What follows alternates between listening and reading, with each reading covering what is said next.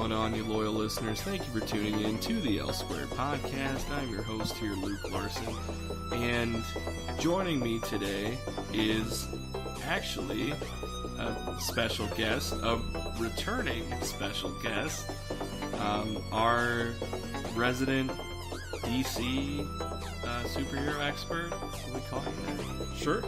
So, again, this is going to be the second iteration of us making it L cubed. Right. Yeah. The last one. So, it's Les Chaon, everybody.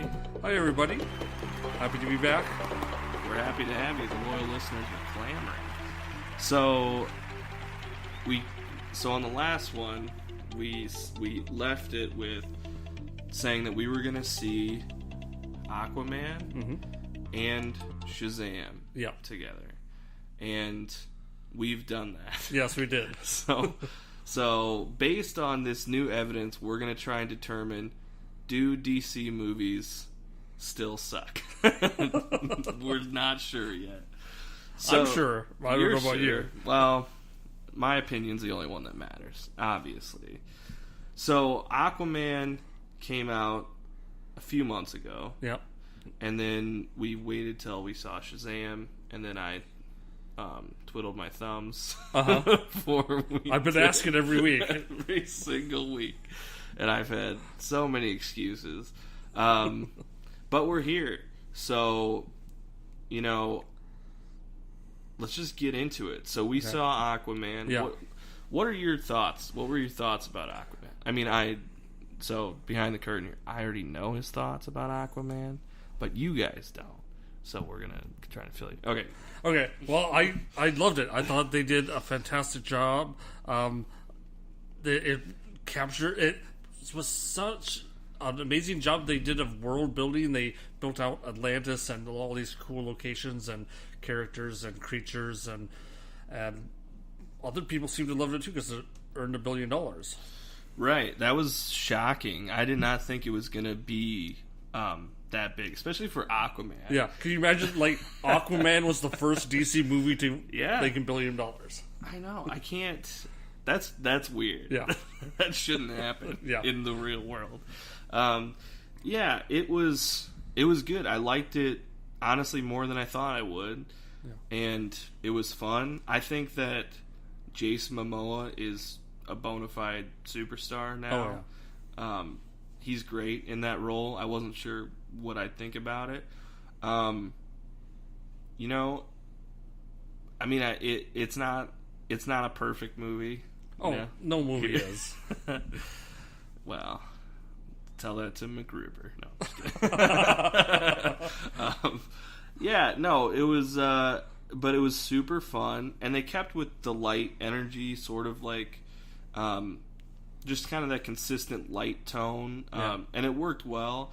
Which DC movies in the past had been kind of, everybody complained about DC's always so dark, which I always hated. But it did kind of feel like sometimes they were unnecessarily making them darker than they needed to be. Yeah.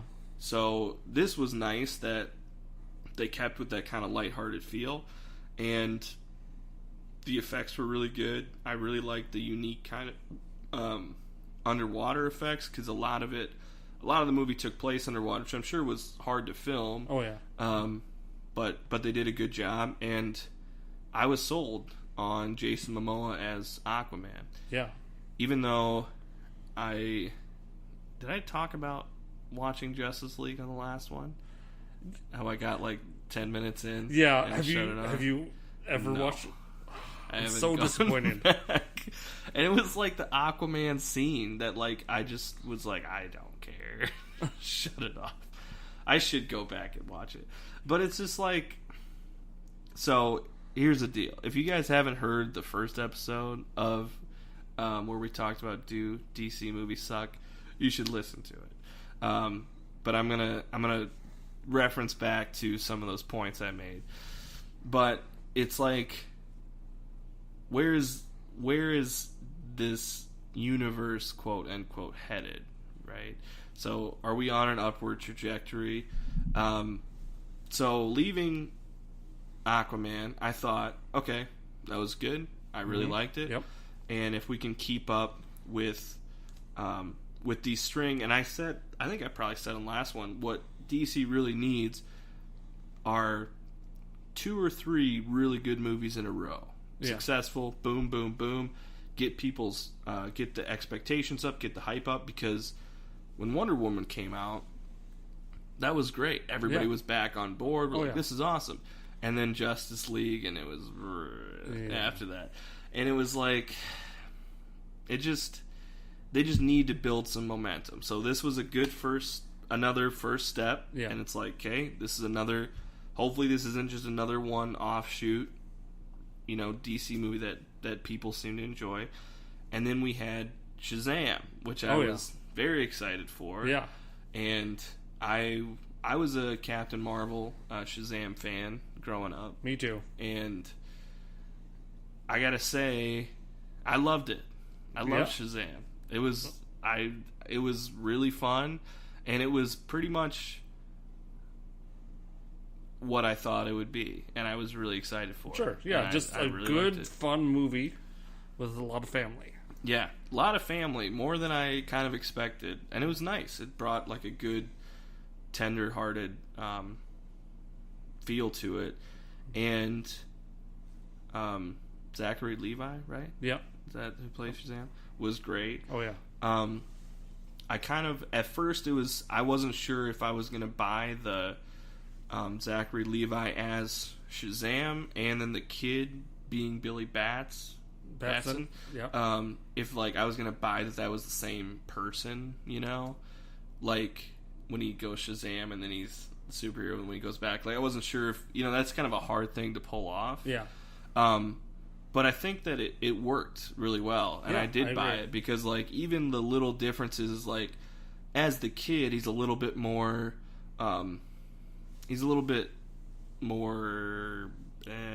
subtle and more inward and kind of quiet and sort of, I'm just kind of a punky kid. Yeah. But then when he has these powers, he's all outgoing and energetic. But it made sense, because I feel like that's who he really wants to be. Yeah, but and then the powers helped him bring that out. Bring those things out. And I think it really came off really well. So I loved it. And like I thought that Mark Strong could have been, in a way, he kind of was just a generic bad guy. Like Mark Strong is the guy who plays bad guys. Yeah. And part of it felt like that, but I thought that they played off of that well, because they could have just let it be just a generic bad guy, but I felt like they kind of played with it and made it a little meta, and it wasn't. I really liked the backstory of him, actually. Yes, I think that's what they did really well. Like a lot of superhero movies, the is the weakest part. Like especially Marvel movies, that's one of the biggest criticisms. 100%. But they focused on the backstory of him as a little kid and searching for those powers, and it was compelling. He was a very compelling villain. He was, and you bought it, and you really felt for him. Yeah. And you can understand which is the best kind of villain you'd want, why he would be going after this so strongly. Yeah. So there you have it. We had two fun big hits in a row. So where do we go from here? What does this mean? Is DC back on track? I think this is probably the best shape that they've been in since they started their DC extended universe. Because it's been, it was a slow start, and they were really riding the coattails of Marvel, and it felt like they were really trying to, and then they were dragging their feet, and they were just taking forever for movies to come out. Yeah, I think that was their big mistake. They tried to compete with Marvel instead of focusing on just telling good stories and good movies. Yep, I think that was pretty prevalent. But here it's like, okay, we have Aquaman, fun, super successful. Yeah. And Shazam, super fun, probably critically better reviewed than Aquaman. Yeah, I'm not sure if it wasn't as successful. No, I think but it had a smaller budget, and it's not. It's not as well known of a character. Yeah, successful for its budget, definitely. It was definitely a hit. Yeah, but it wasn't $1 billion. Right. Obviously, I don't know that it was trying to be, but yeah. Right, exactly. But for what it was trying to do, it was really good. Yeah. So what do we have coming up? So as far as the DC universe, so we have some interesting movies coming up. So we talked a little bit in our prep, which was just waiting for my computer to load, was the prep we did, that the Joker movie is coming, and that's this summer, or is it this fall? When is it? Do you know? I'm supposed to be the DC expert, and I don't know. Let me look. Yeah, we'll look it up here. I know it's this year. Yeah, this year. Wonder Woman was, I think, supposed to be sometime this summer, but was moved back. So it's October. October This year, so it's kind of award season. Okay. But that's not like, it's not canon, right? And it's not officially part of the DC extended universe. It's just kind of an offshoot one starring Joaquin Phoenix. And honestly, I'm really excited for this. And I kind of hope this is the direction that maybe comic book movies go in, where we get away from the whole extended universe and everything's leading up to stuff, because I feel like that's been done and I think people are kind of tired of it, and we just need a little bit of a break before you try it again, I think. Yeah. So I would love if they kind of went in this direction where they just picked, like, the Joker's like a huge character, like it's not really that hard. Yeah. It's not like they're taking a risk on that, but like just take an interesting character and just give them just a one-off movie, and you could do it small like that and just have it be like a character piece, where they just happen to be a superhero, and then that's it, and like just kind of bang those out. And you could still have them like connected like they are in the comics, like maybe one character just shows up, but they're in their own worlds, and they're not like building up to anything bigger. I think you could, because then you could like get, but then it's like, how do you, now I'm starting to think like an executive, like how do you sign those contracts? Because then it's like with Marvel, there's always those infamous like 8 movie contracts or whatever that they have to sign. So it's like, well, if you do one shoots, well then what if one is like super successful, and then it's like, well, now we have to do a sequel, and then I don't know. That's I don't know why. Like, there's little things you can do to connect them. Like Shazam had a Batarang, and it talked about the history of the characters, and then a cameo at the end. Right. Yeah. So I don't know. That's where I'd like to see him go. Yeah. Because like there's a bunch of little, not very well known comic book characters that you could easily just do like a one movie. Yeah. Offshoot, and then like bring more people interested. Like Moon Knight would be a great movie. I mean, everybody says, "Oh, let's just do like an HBO miniseries or a Netflix, whatever," which you could. Yeah. But it would just be a great, just like one-off. Like not many people know that character. Yeah. But he's super interesting, and you know, there's not like a lot of places that character can go. So you just made one movie. It'd be cool. It'd just be like one really good movie and move on. And it didn't have to build to anything else. It'd just be one movie. Good movie. Yeah. Because it would be like he's sort of and that's a Marvel character, but he's sort of like a Batman-esque character. But just like little things like that. And then just sort of like, because superhero movies are part of our culture now. Now they're the biggest part of the movie industry, you know, which is so weird to think about. If you look back, like, we have to go back probably 15 years, maybe even before that. Yeah, before when I was a kid. Yeah, right. Me too. When that wasn't a thing, but now they're really big, and which I think gives you more opportunities, because then it gives you, with a culture that is ready for those superhero movies and wants them, I think that you could take more chances like that on smaller characters and get people in. Like, I don't know that for sure. Yeah. But it'd be cool, like, sort of like the Guardians of the Galaxy with Marvel. Like, no one knew about them. Right. And it was just a Marvel movie. And it was just fun, and people loved it, and they made a really great movie. And hopefully with DC, like Guardians did with Marvel, it was, even though Marvel was already super successful, but I feel like in their phase 2 they kind of went on after the first Avengers, they were trying to figure out where do you go from the first Avengers? Yeah. And it was sort of like they were kind of meandering, but then they had that 1-2 punch of boom, Winter Soldier, and then right after that, Guardians of the Galaxy. Yeah. And then everybody was just rejuvenated and was like, "Oh, I can't wait! Give me more." Yeah, Marvel. it was a huge risk because, like you said, no one knew those characters, but it paid off big time. Huge, yeah, huge risk and huge reward. So hopefully that's what is happening with the DC EU. Now they have these 1-2 punch, and we're going to keep rolling into it. So like we said, we have the Joker, smaller movie, and then that's it for 2019.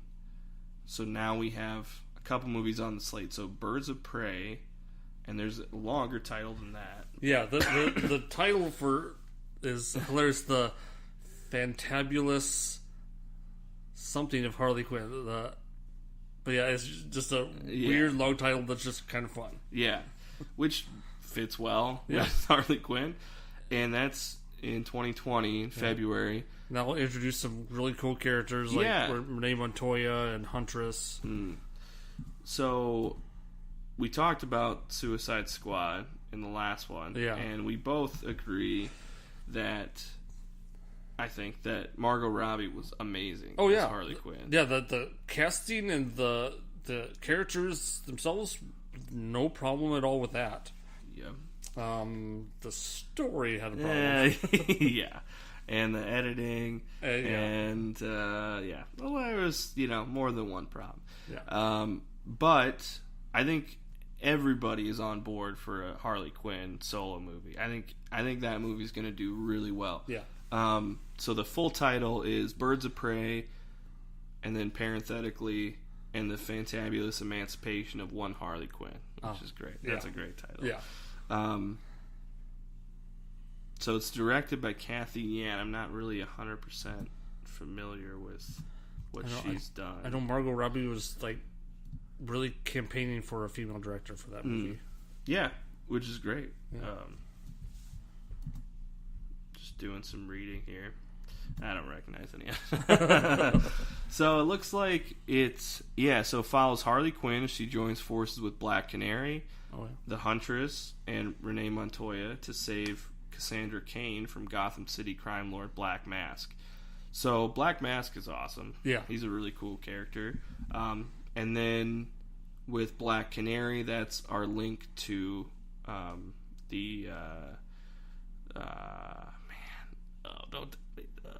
Green Arrow. Oh yeah, because they're classically paired linked, up. Yeah. So we'll see. I don't know if that's what they're planning on doing, but that'd be cool. And obviously with like the success of Wonder Woman and Captain Marvel, the film industry has been really leaning into getting more of a female presence. Yeah. Finally, in the last couple years, so this is right alongside, and I think of all these, this one is exciting, and I think that it's going to be super successful. Oh yeah, I think it's going to blow the doors off. So, we're both in on that one? Oh yeah, I definitely am. So if we're keeping score, we're excited about Birds of Prey, and then the next one, I don't know if you're going to be excited for, is Wonder Woman 1984. What? Of course. I love Wonder Woman. Yeah. So, Wonder Woman 1984. And that one, like we said, was supposed to come out this summer, but then got moved back, I think, a year. And hey, if they need more time, great. That's great. It'll be even better. Yep. Take as much time as you want. This movie is going to do great as well. Yeah. I'm just I'm not sure. I'm interested to see where they go, because the first one took place in World War I ish time. So the 80s, that's a long time since then. Probably not for her, but so it's going to be interesting to see what they do, because in the current timeline, Superman isn't around, Batman isn't around. Yeah. I don't know if they're going to retool the timeline of everything. Yeah, because right now she's kind of in secret. No one knows about her until Batman v Superman. Right. So I don't know. We'll see. Yeah. But I believe in Patty Jenkins. Oh yeah. And she did a great job with the first Wonder Woman, and this one is also just gonna blow the doors off. Yeah, the box. I'm really excited. I've seen the pictures of it with the people in '80s garb. It looks amazing in the mall. Yep. I don't know. I'm trying to find if we have any kind of plot on here, but I'm not really seeing much. All I know is that the cheetah is the villain. Right. Finally. Yeah. Okay. So Diana Prince comes into conflict with the Soviet Union during the Cold War in the 80s. Good. Love that. Good, yeah. And finds a formidable foe in the form of Cheetah. So that's all we know. And I'm in. Yeah. You sold me. Oh, man. Get some good Russian aspect. And then it makes sense. The Cold War, espionage, behind the scenes. Yeah. It makes sense of why she's hidden still. Yeah, that's a good fit for her. Yeah. Boom. Love it. Yeah. There was in the comics. There was an old time where she became a spy and was in a was it a fashion called a mod uniform or something? It's like bell bottom pants. It was a weird 70s costume. Well, they better bring that in. Yeah. Otherwise, I'm walking out.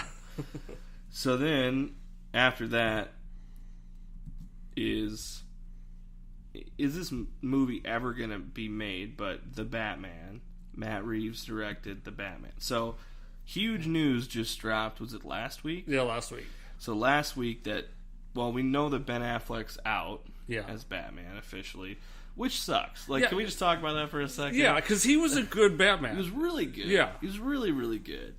And he just had that, he had the look, he just had that grizzled old feel. Yeah, he was good as an older Bruce Wayne too. Yeah, he was. I think almost everyone really liked Ben Affleck as Batman. Yeah.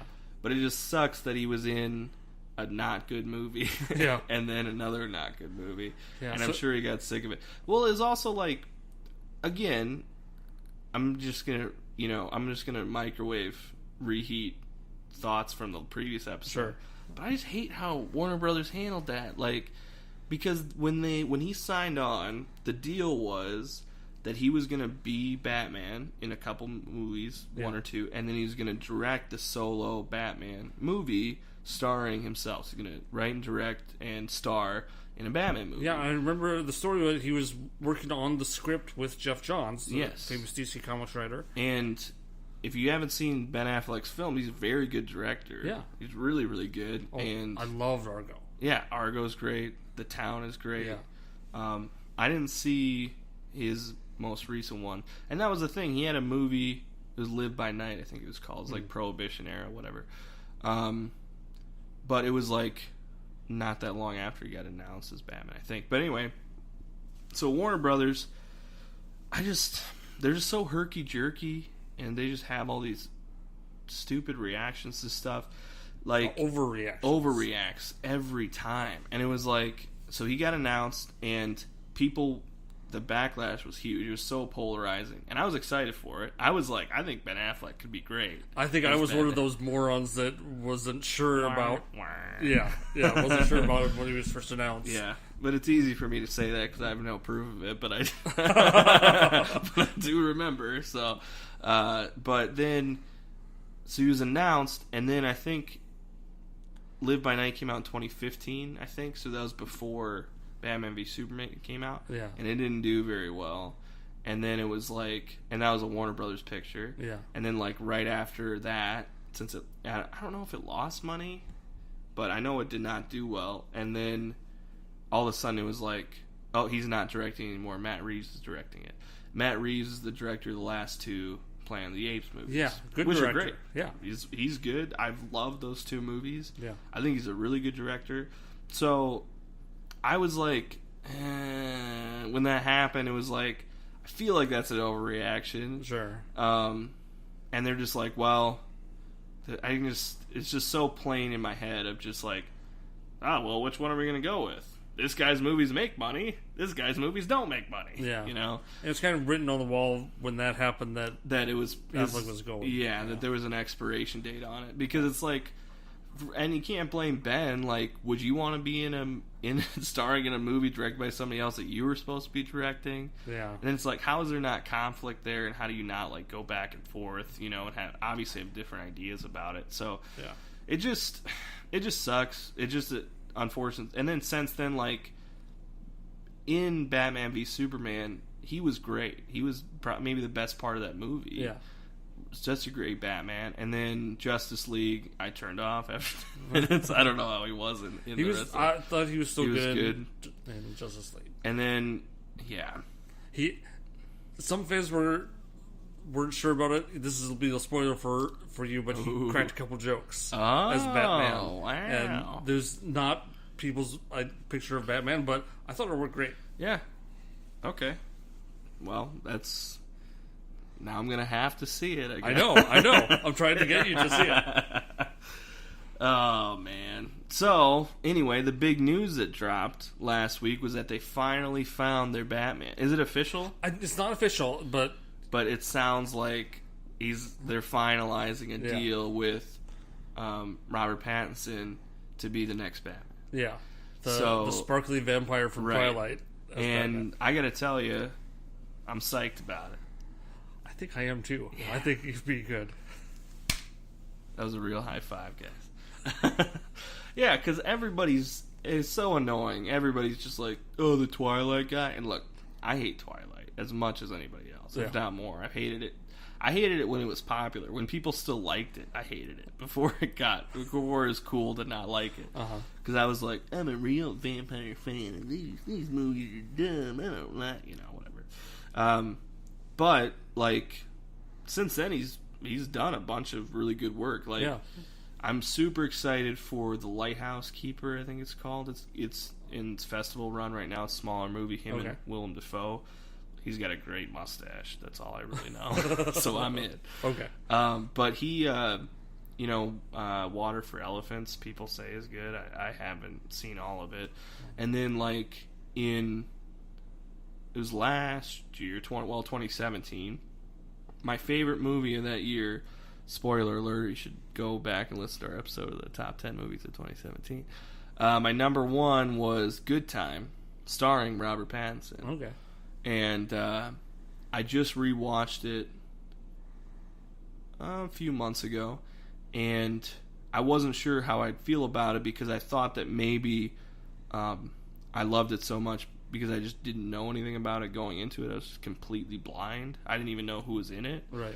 And literally just like looked at what was playing, and there was a movie called Good Time, and I was like, well, I'll go see that. Yeah, it's called Good Time. Yeah. Must be a good time. I want to have a good time. I'm in. So I went, and I did. Oh, good. It lived up to it. And it was great. And I rewatched it again, and it's masterful. I love it. And his performance is amazing. Like, it jumped off the screen at me because he's British, right? Sure. I think he is. Just say yes. Okay.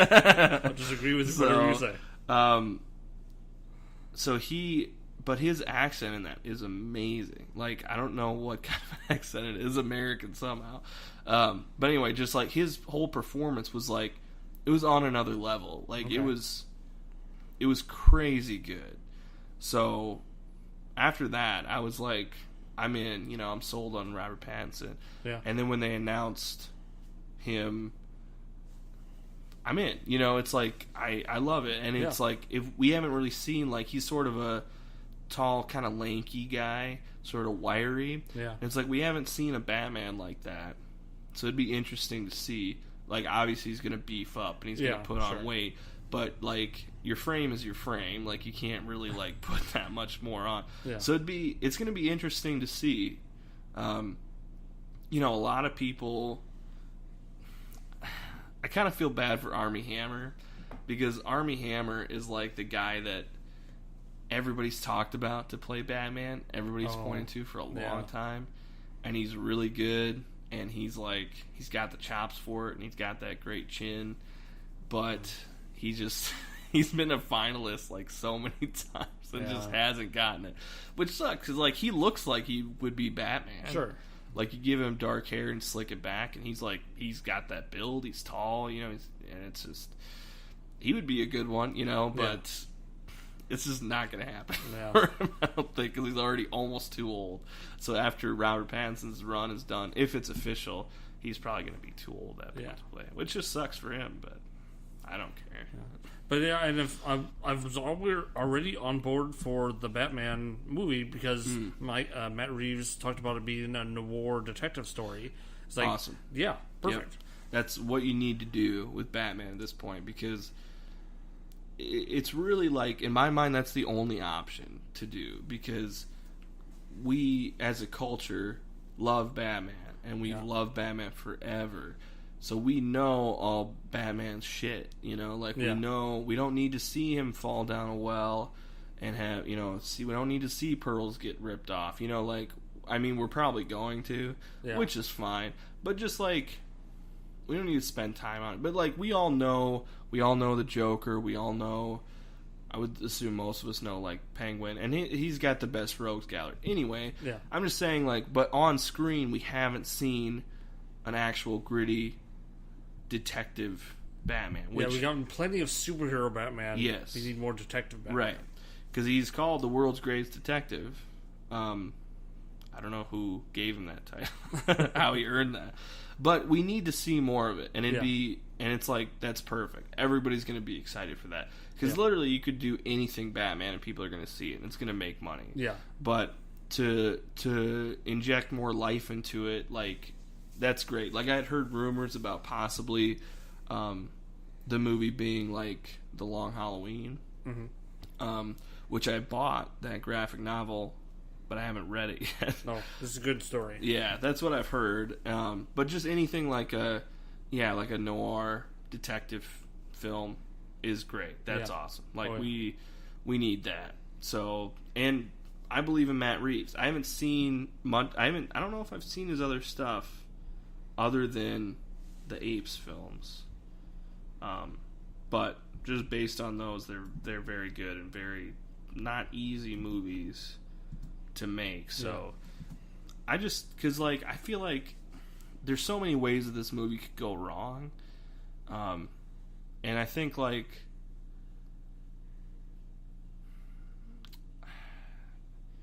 don't know how. Whatever, I don't care. As I say, I don't know how relatable this is going to be. But I feel like for me, this movie has to take chances. And it has to be unique and different. And that might not appeal to the masses. But I just feel like the worst thing you could do is get Joel Schumacher to direct a Batman movie again.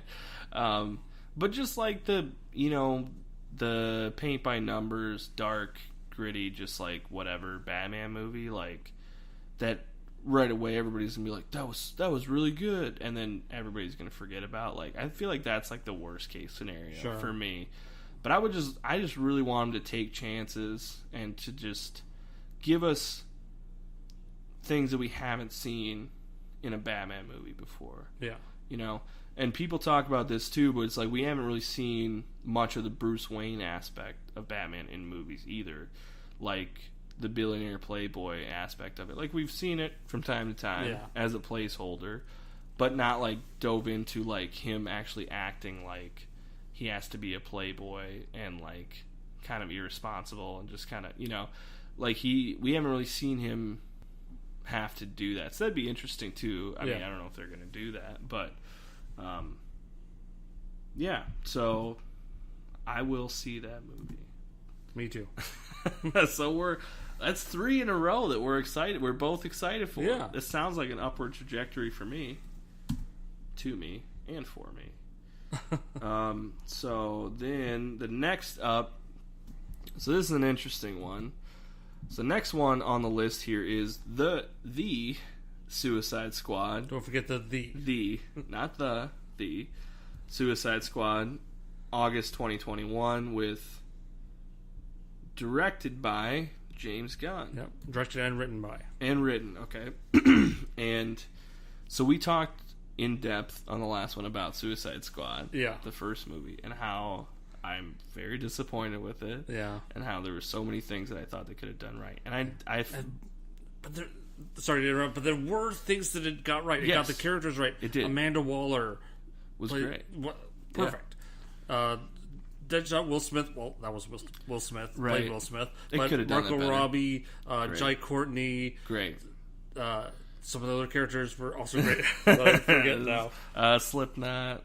But you need Killer someone. Croc. You need someone to actually get their head blown up, and Yeah. Slipknot was the Yeah. first in the comics, so that was fine. Yeah, and like they spent a lot of money on their soundtrack. So they had a lot of big hits, which was fine. Yeah. But like I said in the last one, I'm gonna say it so many times, guys. But it's just like I feel like the editing in that was really what bogged it down, because I feel like there's a really good movie in there somewhere that you can piece together, but just the editing was so weird, and just really threw it off for me. But I feel like David Ayer is a really good director, and like I was ready for, because I feel like he made a different movie, and then the studio was the one that kind of pieced it together and threw it together. The rumor was that they only gave him 6 weeks to write it. Yeah, and it felt like that. And it definitely felt like that, right? So. But I really like David Ayer. I think he's a really good director. And so when they announced that he was going to direct the next one, I was like, well, that's good, because Suicide Squad made money.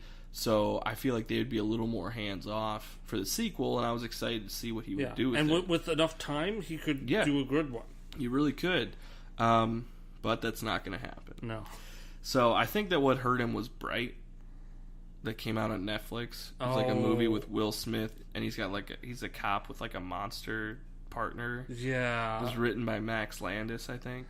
I never saw it because it looked like a flaming dumpster fire, but it did not get good reviews. No, but yeah, I like Will Smith and David Ayer and Max Landis, and I'm pretty sure that Joel Edgerton was the monster partner guy, which I like a lot too. So it's just weird. Yeah, they definitely took a risk, and I don't think it paid off. Yeah. So unfortunately, I think that kind of hurt him. And then, but so what Warner Brothers did though was went out and got James Gunn, which that was brilliant. That was a great move. Just at the time where Disney dumped him for a dumb reason. Yeah, so I'm so excited that we get to talk about this. Yeah, because so Disney, Marvel fired James Gunn from Guardians of the Galaxy 3 because somebody dug up old tweets of his from his Twitter account from like 2009, 2010, and just said, "Oh, look at this," and the tweets were offensive. Yes, they were, and Gunn admitted that he was just trying to be offensive at the time, and later apologized for them publicly. So that's the thing that I want to bring up, is that James Gunn, he put on a clinic for how to deal with that, and I thought his response to it was great. It was just perfect. It was like, that's what I always want people to treat it like how he treated it. Yeah, he was like, look, they happen. He's like, I'm not proud of them, and he's like, but I did them. And he's like, at the time, that's the kind of humor I was going for, was a shocking, offensive humor. Yeah. And he's like, yeah, they're awful, and I've apologized for them before, you know. And he's like, you know, but you know, I think we all have room to change. And he's like, I've changed a lot as a person. Yeah. He's like, I'm not the same person I was 10 years ago, you know, and whatever. And it's like, it was just so brilliant. Like, literally, you should go like find his statement, because it was great.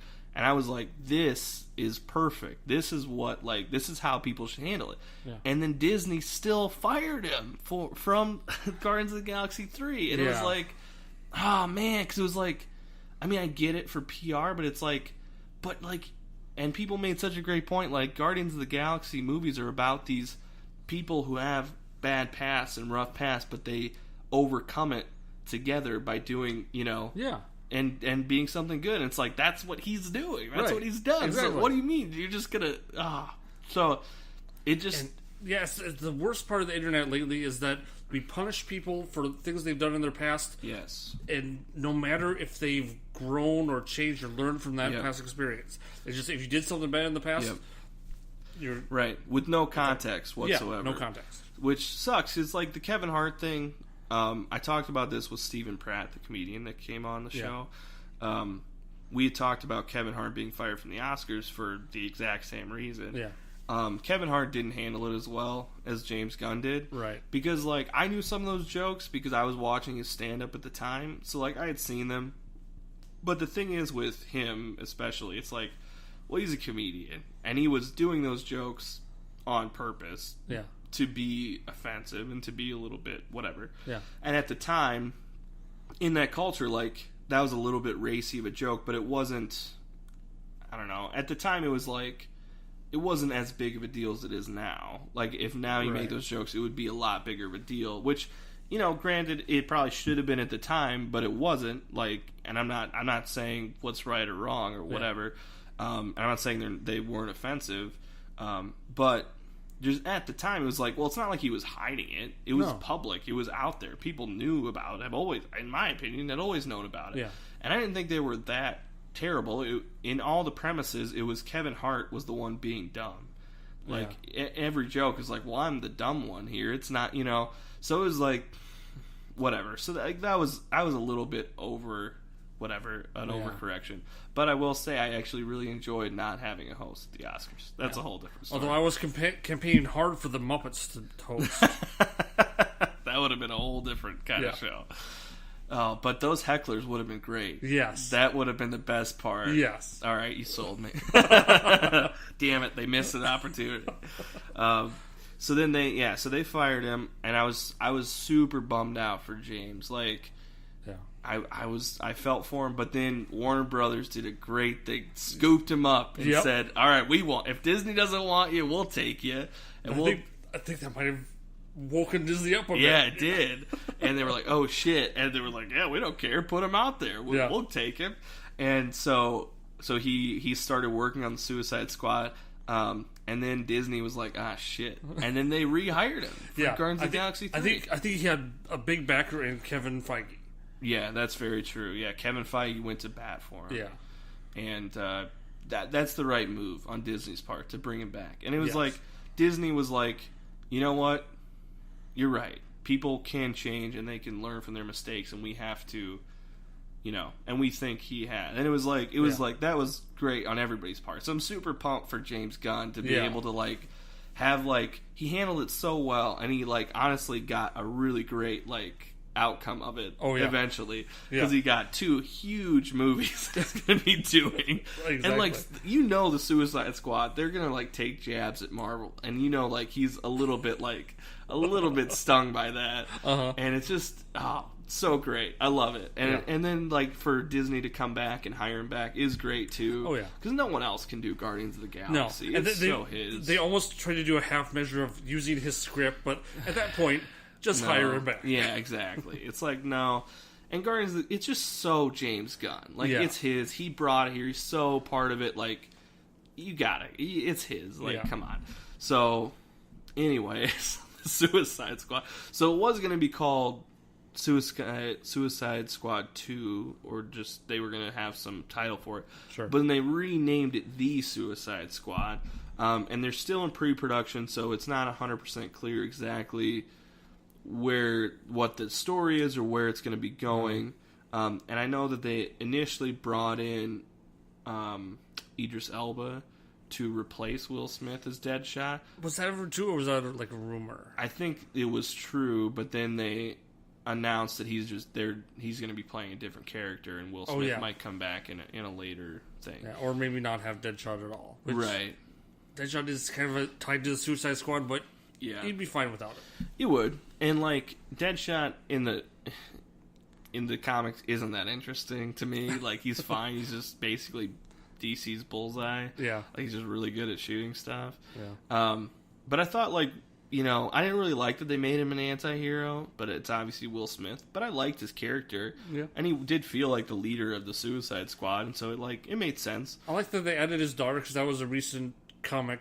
There was a Deadshot comic where they focused on his daughter, and that was really good. Yeah, it definitely made his character more fleshed out, and it definitely informed it. But I also kind of like the idea of bringing in, like, I think Margot Robbie's coming back and Jai Courtney's coming back, which I'm super pumped about, and Viola Davis. So it's nice to bring back some characters, but then, like, the Suicide Squad in the comics is always like a cavalcade of different people. Yeah, because they're always bringing in random villains that are disposable. Right. So, like, it actually works out okay. It actually probably makes more sense based on the comics to have different people in there. I think there was an announcement recently that a character I've never heard of called the Polka Dot Man would be one of the villains. So I think he's on the short list to... the Polka Dot Man. That's like... there's a comic character literally called Arm Fall Off Man. Yep. Where his arm just falls off. Yeah, that's a superpower. His arms fall off. People. Terrible. Yeah, fucking Polka Dot Man. That'd be great. Yeah. See him get offed. But, you know, I think James Gunn is going to have a lot of fun with this. You know, I think it actually fits really well. And, you know, whereas David Ayer is definitely more gritty and more of a dark director, and I really like his movies.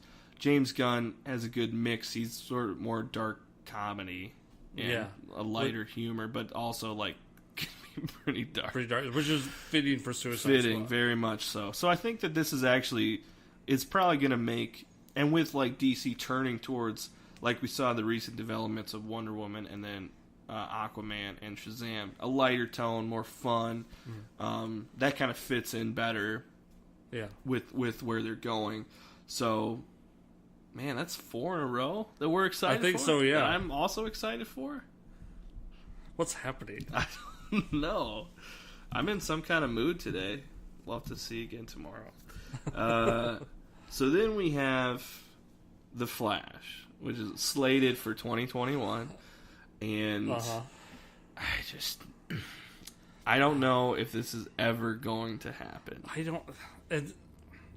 I've been rooting for it because, like, Ezra Miller was really pushing for it, and he liked being the character. And there was one story a year ago, probably now, that he teamed up with comic book writer Grant Morrison on the script to try and really push it out.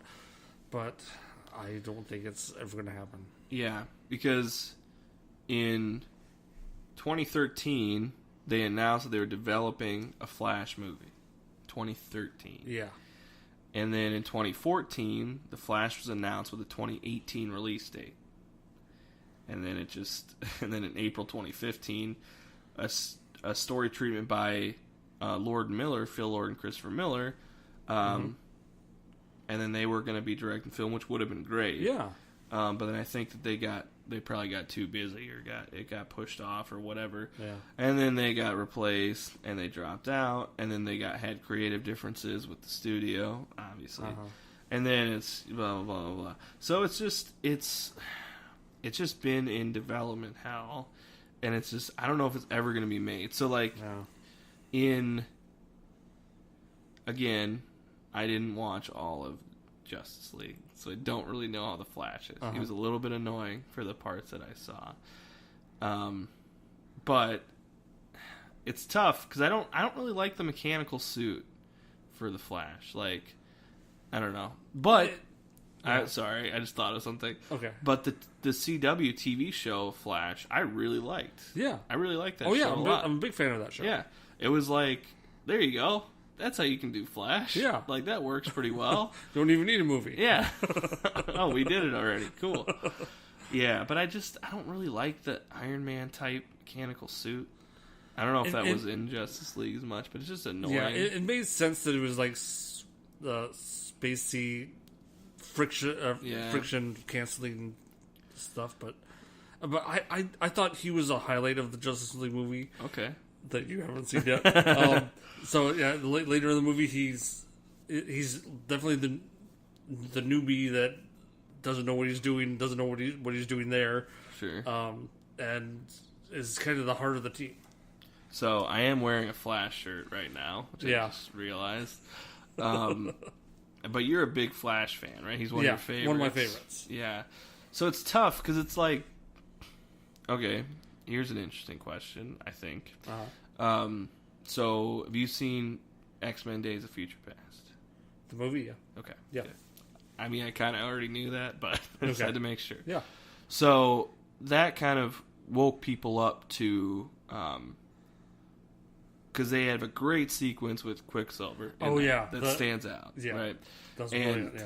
And it's like that was a highlight, and it's like it kind of woke people up to that character and like kind of what you could do. What you could do with a super speed character in a movie, and you see that copied all the time. Like even the Sonic the Hedgehog trailer, so annoying. Yeah, copied it. But they did a great job with it, Bryan Singer, and I love that movie. But like in a way, I don't know. Did you feel like, because I feel like that could. This is a leading question. Sure. But did you feel bittersweet about that? Like, oh, this is cool that it's super speed, but like, am I ever gonna see the Flash like have like on the big screen do this kind of stuff? And if I do, like, is it just gonna be like, but Quicksilver did it first? They would have to find a new gimmick, because that was Quicksilver for that, but it was just a scene. You couldn't really do a whole movie of that. That would get tiring. True. Yeah. So they need to come up with a new gimmick to show off super speed in the movie. Very interesting. Because what you could do with this whole universe, if you wanted to, I feel like they have this kind of wild card in their back pocket, DC just in general, Warner Brothers.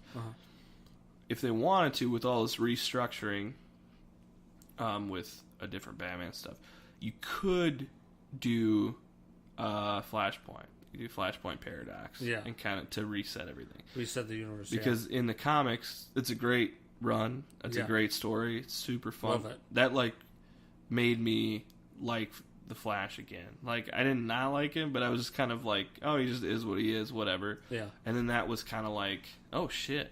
And then that brought us into the New 52, which I loved. Loved the concept of the New 52. I loved that they reset everything, and then, whatever. But so you could technically like always go back to Flashpoint if you wanted to. Sure. To like a clean way to kind of reset everything.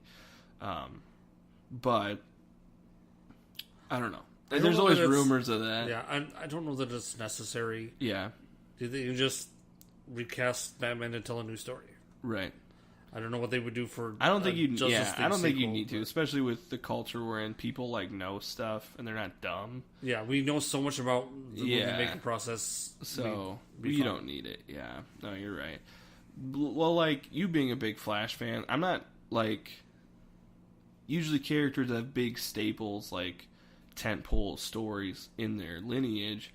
I don't know if I'm that. I don't know if I know any Flash stories other than like arcs other than Flashpoint. So if you, let's just say you were, I gave you the task of developing a Flash script. What story would you want to tell? Ooh, that's a good question. There's so many good ones there. Back in the 90s with Mark Waid and then Jeff Johns focusing on Wally West, the successor to Barry Allen Flash. That would be tough to do just because Wally West's origin is basically a copy of Barry Allen's. For a Flash movie,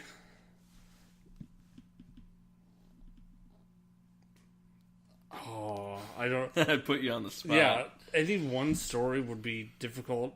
They'd have to come up with a new type of story. Like I would like to focus on his rogues gallery, like the kind of gimmicky like there's a villains big white. Isn't there like a big gorilla? Gorilla Grodd with the talking gorilla with telepathic powers. Yeah, which the TV show has already done well. Yeah, but focus on the Rosies, kind of gimmicky, stupid villains that have to team up to all combine. Yeah. Isn't there like the Nega Flash? That's like one of his big ones. Oh, the Reverse Flash. The Reverse Flash, yeah. But which is just annoying. Yeah, it's just basically the same. Yeah, they're basically the same. So there'd be two people running, just like Black Adam. Yeah. And Shazam. Yeah, basically the same. Yeah, shit. That's annoying. Yeah, that'd be interesting. The dumb part about the Flash that he's also a detective in the comics. In some of them, I guess. Barry Allen, which is like a police scientist. Yeah. Yeah. Well, excuse me. I'm sorry. Basically the same thing. That's if they could do team up movies, it would be great to have him team up with Batman. Yeah. To do a detective story. Yeah. I just don't know. A solo Flash movie. Yeah. Even as a Flash fan, I don't know what they would do. Yeah. Maybe they could just create a new one and just think of. That'd be tough. Yeah. I'm trying to think of one now. Like the recent Flash comics, they had what was called a Speed Force storm, where suddenly a whole bunch of people in Central City got super speed powers, and the Flash had to figure out, what do I do? Do I train them? And then someone starts killing them off. Of course. So that would be an interesting story. Yes. It's tough. Yeah. I read this one, I don't know if I brought this up last time, but I read this one post about, top 10 most, powerful superheroes, whatever, it was sort of like who would win in a fight over all these people. And it was interesting, but I didn't necessarily agree with all the logic that was put into it. Sure. But one of the things that, I think Hulk was way up there, but he wasn't number one, which is good. Yeah. But I think it was I think Doctor Strange was number 2, which I'm a huge Doctor Strange fan from the comics. Yeah. So I love that, because it was well, when he's faced the Hulk before, and what he's done is put the Hulk in another dimension, in where the Hulk had already killed everyone.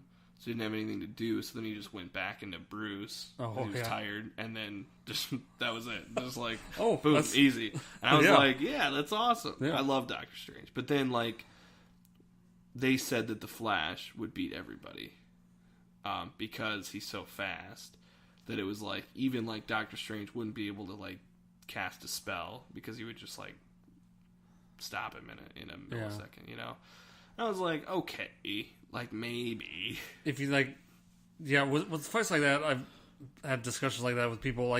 You have to turn off the character's personality and brain and just have them use their powers at their max. Yeah. Which, do we ever use our abilities at the max? Right. No. No. Yeah.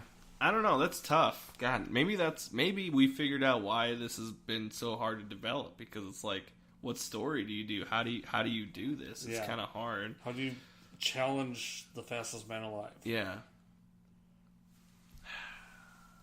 Isn't there a freeze guy, or is that just? Oh yeah, Captain Cold. That's one of the main rogues of those guys with gimmicky guns. Yeah, because then he just makes the floor slippery, so he can't run as fast. Yeah, and then as Flash is slipping, he puts a bunch of ice spikes on the wall which never works. Yeah. But there's a Mirror Master who controls a mirror dimension that can trap Flash in. Right. Weather Wizard can create tornadoes. And then they team up, and they're a challenge. Yeah. It'd be interesting to, I don't know, have a villain use his speed against him. That's what I would want in a movie. The turtle. It's this really lame villain that can slow things down. So there's a great Jeff Johns Flash story where the turtle got superpowered, and basically every person froze except Flash, but he could only walk at normal speed. Sure. Well, maybe that's the direction we go. Maybe. I don't know. That's tough. Who knows? I don't know if this movie's ever going to get made. No. It doesn't seem like there's a lot behind it, and I think it sounds like Ezra wants out. Yeah. And maybe just have Flash be a team player in the next Justice League movie, and that's fun. And that's just he's sort of a Hulk in that way. Yeah. Yeah, I mean, Mark Ruffalo has been amazing as Hulk, and we haven't seen a Hulk movie. Right. And they easily could have done one by now. Yeah. But we don't really need it. It's, got a complete arc in just the Avengers movies. Mm-hmm. Yeah. And Thor Ragnarok. Yeah. And, And then in Ragnarok, they kind of did the Planet Hulk thing. So I guess you can't really do that. Right. But whatever. Well, then, so then the next one on the docket is Aquaman 2, which is definitely happening. Oh, yeah. So if we get more of a focus of Black Manta, which I thought the Aquaman movie did fantastically with, if you get more of a focus on him and make him more of a threat, that would be great. Yeah. I liked how how he looked exactly like he does in the comics. Yeah. Like, that was actually kind of cool. Yeah. Like, it worked. It was like, oh, that's really cool. They managed to make Black Manta and also Aquaman's classic suit look actually cool in live action. Yeah. That's not easy to do. Yeah. So we have Aquaman 2, and I don't even know if they have a story.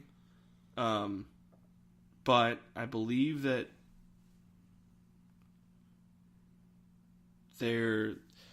so they say they have intentions for James Wan to return as a director. The problem is James Wan is very busy, I'm sure. So, so they're intending for him to come back.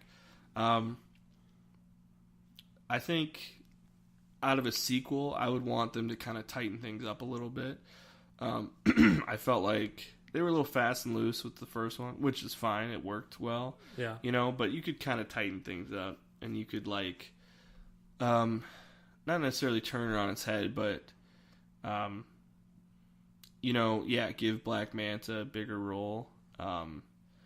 And, the first one, they did a good job of Aquaman figuring out how to be Aquaman, you know?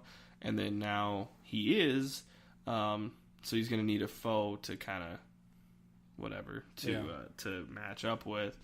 But now that he's King of Atlantis, he needs something to challenge him in that role. Yeah, right. So, I would like to see James Wan come back, but I think if he doesn't, it's not the end of the world. No. I think really... he built a good foundation. Yeah, so I think there's a lot of competent directors that could come in and fill those shoes and do okay, so... but we're pretty early on yet for that, sure. So...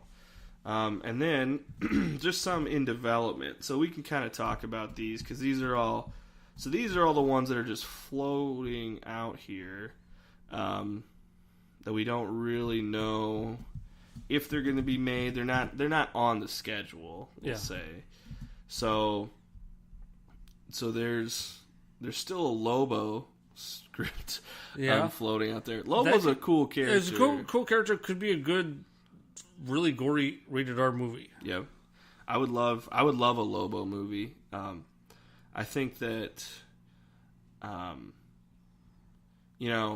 unfortunately, Josh Brolin's done a bunch of superhero movies now, but I thought he would be a great Lobo. I thought that for a long time. But now he's kind of right. When he plays Cable, it's like, well, he's sort of. It's just too. It's all. He's whatever. Yeah. It's just he's done too many. He might be done. He might be done. Jeffrey Dean Morgan, I think, could be a really good Lobo. Okay. He was the comedian in The Watchmen. Oh yeah. I think he could be a really good Lobo. Definitely. He's definitely got the look. But Lobo's just kind of your classic anti-hero. Rides a motorcycle. He's a beefy dude. Call him that. He's basically a villain. He's pretty much a villain, yeah. But a fun villain. But a fun villain. And you can, hire him to do stuff, So, in those, yeah. So you could kind of, you could get him to help you out, I guess. To be an anti-hero for a little bit. But he will, still do his own thing. Yeah. But, yeah. I would love to see. I don't know what they would do with it. I don't know what story you would tell. But even if you could do a Mad Max style movie starring Lobo, just have him kind of floating in and out of other people's stories, where he's not really the focus of it, but he's just chaos ensues. Yeah. But really, it's the other people around him that are having the stories and the arcs. And you can just kind of put him into whatever, because that's just kind of the character. He's just floating around. He's not really doing much. No, all he cares about is money. Yep, fragging people and space dolphins for some reason. He loves those space dolphins. I'm so in. That'd be cool. Just he just shows up to a place and then I'm in. Yeah, I'm in on that. Why don't they hit me up? I should make some of these. All right, so then this is another one that's been floating around forever, but Justice League Dark. So in 2013, Guillermo del Toro confirmed that he's working on that film. And then 2015, he was out. 2016, Doug Liman was hired to direct it, and then he left in 2017. Doug Liman has not had good luck with superhero movies, unfortunately. I like Doug Liman a lot, but he was also slated for the Gambit movie. He was going to direct that. Yeah. He was the second director brought in, and he worked on that for a while, but then he left it. Unfortunately, I really like Doug Liman a lot. He's one of my favorites, actually. But he's just kind of a guy who, he's not afraid to walk away from a project if he doesn't feel connected to it. So that's just kind of how he is. I'm just apologizing for him. And then, so then since then, it's whatever. I don't think this is one that's ever going to happen, honestly. No. Not for a long time, at least, because it's just too... Because it's one where you can't just do it as, like, a one-off, which is kind of what it feels like. I feel like you need, like, setup for it. And for it to work, you would need a very successful Justice League movie, I think, first. Sure. So, like, with the first Justice League being... and it, unfortunately, had production issues with Zack Snyder's daughter... Yeah. That unfortunate accident. And then having another director come in and try and finish it.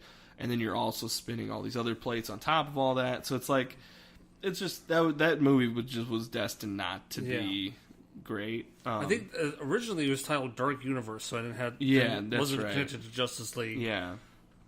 But they wanted a more popular name. Right. So, I don't know. I don't think it's going to happen unless there's like another Justice League that comes out that's super successful, that everybody loves. Yeah. Then maybe, but I think other than that, you're not going to see it. And it's a shame because the characters they were going to use, like John Constantine, Swamp Thing, Zatanna, all the great magic characters that DC has. Yeah. They should be in a movie. Yeah. Yeah. Well, it's sort of like the Sinister Six movie that Sony kept talking about forever. It's like, that's never going to happen. No. I'm so glad Spider-Man isn't with Sony anymore. I'm so glad that awful attempted reboot in... I liked the first one with Andrew Garfield. See, I initially liked it, but then, like, it doesn't really hold up. If you go back and watch it. No. Like, because when I first saw it, I was like, all right, cool. Yeah, like, I'm back in. But then to rewatch it, it just feels tired. And it just feels like the same exact thing that you've already seen. And the second one I thought had moments. Like, I really liked the couple in the second one. Like, I thought their chemistry was really good. Sure. But it just had a lot of issues. Yeah. Now we're just shitting on that. Yeah. But they kept like trying to build up. The second one just got bogged down by them trying to build up to this Sinister Six movie. Yeah. And it was like, guys, just stop. And the Rhino. Oh God. I wasn't. I completely wiped that from my memory. Oh, my sorry to remind you about that. Oh, God. Just terrible. It's not even close to what the Rhino is. Right. Oh, God. Painful. So, yeah, I think making the deal with Marvel to host movies in the connected to the Marvel Universe, good idea. Very good idea, yep. And Disney can just do whatever it wants. Yeah, pretty much. It's going to rule us all at some point. Yep. I think I'm owned by Disney now. Yeah, why not? They have a great retirement package. And then we have... So, Cyborg was one that was talked about. I don't think this movie's ever happening. No. Which is too bad, because Ray Fisher did pretty good. Did he? And I didn't really like the look of Cyborg through all the movie, but like at the very, like almost at the end credits, they redid it? They redid his look to make him look like Cyborg should look. Why did you do that in the beginning? I don't know. God, that's such a mistake. Yeah. Yeah, it's just tough, because like Cyborg's a cool character, but the unfortunate part with him is that, in my mind, he's just in the Teen Titans, and he works great there, but just, outside of that, it's hard for me to see. But he's got an interesting story. Yeah, you know, very interesting. and like I don't mind it, and there's a lot of places you could go with that. Yeah. But I just don't think. I don't know. It's tough. It'd be tough to do, especially now. It'd be tough to do a standalone Cyborg movie that really did well. But maybe if you could do like a smaller budget one, and I think maybe if at some point you could do a Teen Titans or a Young Justice, whatever you want to call it, movie, and then if that's super successful, you could kind of branch off from there and kind of go into whatever. Sure, you could probably do that, but. I'm telling people what they can do. And then we have... So this was one that has been talked about again also for a very long time. Black Adam. So this was one where I'm really glad Warner Brothers sidestepped what would have been, I think, a huge mistake. Yeah. When they got Dwayne Johnson to sign on to play Black Adam, which is probably good casting. Oh, yeah. Like, he definitely looks like Black Adam. But their initial plan was to do a Black Adam movie first and then do a Shazam movie and make Black Adam like an anti-hero was the original plan. Yeah. And I'm so grateful that they sidestepped that and they were like, you know what, no, we're going to make a Shazam movie proper first. Yeah. And then potentially go on to that. And I'm so glad they did that. Yeah. And they made a great Shazam movie. Yeah, it was great. So, man. And the little scene that in Shazam that they show Black Adam's history and the CGI magic-y. Yep. It looked a little like Dwayne Johnson. It did. They definitely left the door open for that. So... It was intended to be introduced in Shazam, but they want to focus on Black Adam's origin and its own standalone movie, and I think it's also because it's Dwayne Johnson, and I'm sure he wants his own. I'm worried that it'll be like the Scorpion King movie. That's my concern. Yeah. But a standalone Black Adam movie. I like Black Adam the character. Yeah, I do too, but he's not an anti-hero. No. You know? He's a villain. He's a villain. He wants to control his home country like with an iron fist. Right. Like he's like Dr. Doom. Yeah. That's a good comparison. Good work. Yeah, and then they've talked about making it gritty and violent, which is probably a mistake based on Shazam. Yeah. It's tough. I mean, that'd be very interesting to have a really gritty, violent Black Adam movie and then have them, like, fight each other. Have, like, super light, fun kid Shazam fighting a really dark. That might be interesting. But it might be a good contrast between the two. Yeah, but it might not work. It's tough, because Dwayne Johnson is a movie star, despite him not making any good movies. Like, it's such an anomaly. I'm just like, I'm sorry. I just don't. I'm like, has he ever led a film that was great? Like, everybody says the Jumanji sequel remake. Yeah, I was going to mention that, but that's an ensemble. It's an ensemble. He didn't lead it. And, like, yeah, he rejuvenated the Fast and Furious movies, but he's a small part. Yeah. We'll see how Hobbs and Shaw does, but that's, like, he's not leading that either. Right. So, I don't know. It's like, has he ever led a movie that was good? The Rundown is underrated. That's a pretty fun movie. Yeah. But he's also with Sean William Scott, so it wasn't, like, 100% him. I don't know why I'm going down this wormhole right here. But it's like, I think they did the right thing going out and getting him to agree to it. Yeah. But it's just going to be the execution, how you bring it in. But, you know, now they have kind of a nice problem, actually, that I think if Shazam wasn't as well received or didn't do as well, I think that they would probably go right to Black Adam and say, all right, let's save this. We gotta salvage this. But since Shazam did so well on its own, like, now that's kind of I'm sure become the priority. Yeah. So now it's like, well, just focus on Shazam, and then, you know, if you can still make a Black Adam movie, but Shazam can stand on its own merits. Yeah. I'm kind of interested to see how they go about the Shazam sequels and how they fit Black Adam in it, because the end teaser, which I loved in Shazam, which we didn't talk about, Mr. Mind, the craziest supervillain in comics. Wow. This little worm from Venus who speaks through a voice box. Wow. Yeah.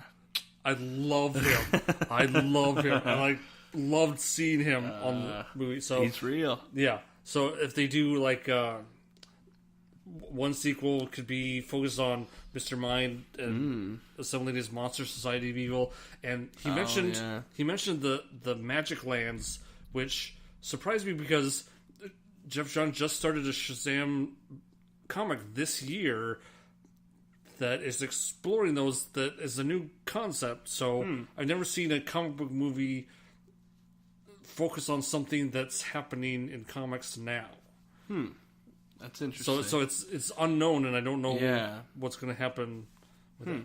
But so one sequel could be about Mr. Mind, and then another sequel could introduce Black Adam into the equation. Interesting. Well, I'm gonna run down. We're probably about the time that people are sick of listening to us. So I'm just going to run down the rest of these, and we can just kind of fire through them. And I don't know. I could talk for another couple hours. Well, I mean, I don't care. I will. I'll sit here and talk to you. I don't give a shit. I mean, maybe hit the no record button anymore. And just talk. Yeah, we could do that. Because we're like 1:15. We can keep going. Okay. I mean. So the next one, we're just talking about movies that probably won't be made. Justice League sequel. That one's I'm sure that one will happen. I'm sure it'll happen. I hope they actually use the teaser at the end with Lex Luthor. This is another spoiler for me. Oh, yeah. You could still do it. Okay. I don't care. Lex Luthor and Deathstroke meet up. And is it Jesse Eisenberg or is it the real Lex Luthor? Did they introduce a different one? No, it's the same. But talk about introducing a Legion of Doom to fight the Justice League. That I think they should have opened with that. Yeah, instead of Steppenwolf. Yeah, and I think that I'm just so mad about that decision. I get they were building up to Darkseid, but there's so many better new gods they could have chosen. Yeah, it's gonna happen. But it's kind of the DCEU now is like finally starting to get momentum, like we've talked about, and they've reshaped their identity. So there's a lot of changes that are happening. So it's gonna be interesting to see where we're at by the next time we get another Justice League movie. It's gonna happen. Yeah, but I think it's gonna be a lot different than the first one. Oh yeah. In a good way. And we're probably a surprisingly different cast. Yeah. Yep. I think so too. So then we have Green Lantern Corps. So before we do anything about this, Green Lantern first movie sucks. Everyone knows that. You know it, Les. Admit it. I still think it had potential. Ryan Reynolds wasn't a bad Hal Jordan. No. I liked a lot of the Oa stuff with the training. Yeah, that stuff. Mark Strong was perfect as Sinestro. He was, yeah. No, you're right, and that's where it ends. Yeah, that really didn't went off the rail. True. Yeah, I mean, as John Schnepp said, John Schnepp, rest in peace. The villain was a poo cloud that he punched. He just made a big fist and punched it into the sun. Yeah. That happened. Yeah. He made a goddamn Hot Wheels track with his ring. That was awesome. What was wrong with that? It was so dumb. That's the great thing about the character. They can create anything they can imagine. You're right, Les. It was still dumb. But a Green Lantern Corps would be great. And I think you could do that right now. Yeah. And I'm excited about what they've talked about so far about a buddy cop movie with maybe Hal Jordan and Jon Stewart. Yeah, I would love it. Yeah. Because my generation, I'm a Jon Stewart guy because I grew up with the Justice League show, which is great. And so Jon Stewart's always been my Green Lantern. But I'd be all for that. I think it'd be cool. And I think, it's such a good idea. And I feel like they should just make it happen. Yeah. Sooner rather than later. Yeah. So I would be in on that. I don't know if it's going to happen, But I hope so. It's one of Jeff John's babies, and he's still heavily involved in DC stuff, so it's going to happen. Okay, I'm pretty sure you heard it here first. And this is one that I don't think it's ever going to happen. Unfortunately, is the Man of Steel sequel. Yeah. So there's been a lot of talk of replacing Henry Cavill as Superman as well. Which just sucks, because Henry Cavill got a bad rap. He was a good Superman. Yeah, he was a good Superman, and he was finally getting to a place where, again, this is Justice League spoilers, the last part of Justice League, I thought it was like the movie Superman that I wanted to see. That's a shame. Yeah. You know, they really just didn't do anything with his character in Batman v Superman. It was so stupid. That was such... I'm still pissed about it. That movie had so much potential, and like, it could have been so much better. I mean, just little things they could have done and just made. Blah, blah, blah. Yeah. But I really like Man of Steel, the first one. I really like it. Yeah. I'm actually one of those people, and I know it has issues, and there's parts of it that are super annoying. I know I surprised you last night by saying that it took me years to watch it. Yeah. Because, like, the first stuff on Krypton, they spent a lot of time there. That was all awesome. Oh, yeah. Loved I agree. it. Definitely agree. And, like, I really liked, like, Christopher Nolan being a producer on it, I think helped a lot. And I think that just visually it was great. And I liked a little bit grittier of a Superman because we hadn't seen it then. And then, you know, a lot of people complained about that. And then, like, people complain about the big destruction and how he sucked. But it's like... This is his first time being Superman. Like, he doesn't know what he's doing. Like, it takes him time to figure it out. And then, you know, the whole killing Zod thing. But there's a lot of great stuff in there. But I have issues with it. You know, I hated how quickly Lois Lane found him. Yeah. Like, it was just basically a montage, and then there was an IHOP cameo, and then she's on the doorstep. Yeah. And I felt like they really needed better character development in that film. It just sucked because it was like Kevin Costner was such a great Pa Kent, I think. Yeah. And like they could have done so much more with him, and they just kind of sped it up, unfortunately. Yeah. But God, I thought he was great. There's a lot of good stuff in there, but anyway, I just don't think it's going to happen, unfortunately. I think that with the direction they're going, it's probably best to kind of leave that in the past. And Henry Cavill has proved he can do other stuff. Like, he was great in Fallout, Mission Impossible Fallout. Okay. He had a big, you know, he had the mustache. They had the CGI off in Justice League. But, no, I like Henry Cavill. I like him as Superman. Yeah. So I wouldn't be upset if he stayed being Superman, but I could also see them moving on. That wouldn't disappoint me either. It's like if you're redoing Batman, if you're recasting Batman, you might as well just start over and do a new Superman too. Sure. It's like, how are you going to try and explain all that? Yeah. It's like just start again. I think. Yeah. I hope they don't recast Wonder Woman because I think they're. I don't think they will. Yeah. Right. That's the tough part. Is that, like, you know, you want to, like Kylo Ren says, you know, let the past die, kill it if you have to. Yeah, Star Wars reference. But it's tough because, like, well, then you have Wonder Woman, who's great, and they're not going to recast her as long as it's and Jason Momoa and stuff. So it's like you have to find a way to kind of introduce these new people and have it not be, you know, whatever. Sure, it's going to be interesting to see how they do it. As long as they put some effort into it, I think we'll forgive them. Yeah, just think of some idea, even if it's not like 100% perfect, like. At least just put some effort into it, because it's like, it's weird. It's a weird situation. Yeah. So I just love that we're just going through all that. Yeah. So Booster Gold is one we talked about a little bit beforehand. Yeah. Booster Gold is a very interesting character. I really like Booster Gold do too. As just a side character. He's an interesting story. Yeah. He's just a dude. A doofy guy who was a failed sports star who from the future who stole a time machine to make it big bucks as a superhero. Yeah, it's a great concept. It is, and it's a unique character that you don't see a lot, which is what unique means, Luke. Yeah. Yeah, like this is just one of those things that has been floated around forever, and he's kind of a lesser known character. But this is kind of the direction I'd love for the DCEU to go, and just like give smaller characters like Booster Gold a chance. Yeah. And just make like a one-off. Like Booster Gold doesn't need to be a franchise. It can Right. just be a one-off small movie. Yeah. And if at the most make a Blue Beetle movie too, and then have a Booster Gold and Blue Beetle team up movie. Yeah, that'd be and great. Then that would be Yeah. And didn't they just do Blue Beetle TV show, like another one, a new one?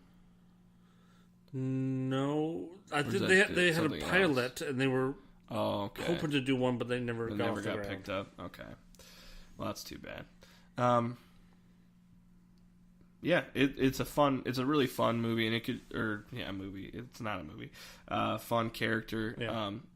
I would love to see it, but it's not going to be one. It's going to be more of a niche movie. It's not really going to catch on with everybody, but it'd be fun. I would love to see it. It'd be kind of like, it makes me think of, like he's almost like a little bit of a coward at times too. Yeah. Can be. Like a little bit like, I don't know why this has popped in my head, but have you seen Edge of Tomorrow with Tom Cruise? No, I've wanted to. Okay, well, never mind. Okay. Just his character at the beginning of that movie, there's like a little bit that reminds me of Booster. I don't know why, but then we have Gotham City Sirens, which is a team consisting of Harley Quinn, Catwoman, and Poison Ivy. Is that still on the...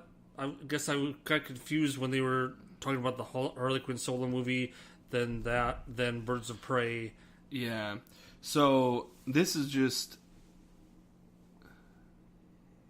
So, David Ayer was the one meeting with people about this. Oh. So, since he's out, I would guess that this is kind of out, maybe. Sure.